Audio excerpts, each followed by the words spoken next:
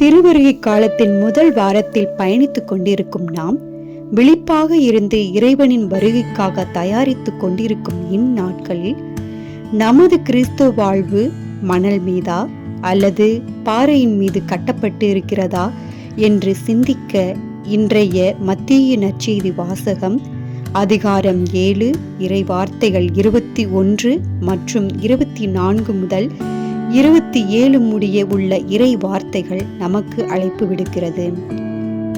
இன்றைய நற்செய்தி வாசகமானது 3 விதமான உண்மைகளை நமக்கு எடுத்துரைக்கிறது. 1, இறைவனின் திருவுளத்தை நிறைவேற்ற வேண்டும். 2, அவரது வார்த்தையை கடைபிடிப்பவர் பாறையின் மீது கட்டிய வீட்டுக்கு ஒப்பாவர், எது வந்து தாக்கினாலும் விழாது என்கிறார்.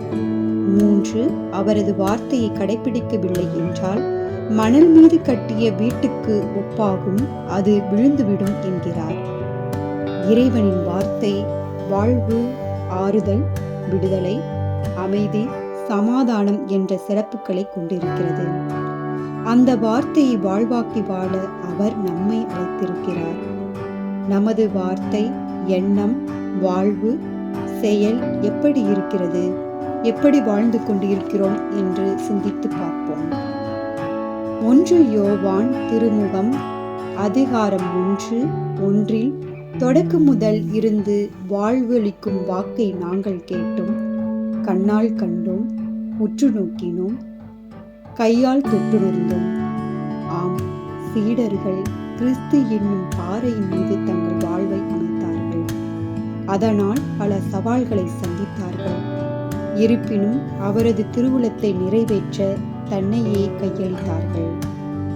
நாமும் நமது வாழ்வை கிறிஸ்து என்னும் பாறையின் மீது கட்டி எழுப்பி இருக்கிறோமா என்று சிந்திப்போம். இன்றைய நாள் முழுவதும் இறைவா, உமது வார்த்தையின் ஆவியால் எம்மை நிரப்பும் என்று சொல்லி இறையருளை வேண்டுவோம். மூவொரு இறைவன் உங்கள் அனைவரையும் ஆசீர்வதிப்பாராக. ஆமென்.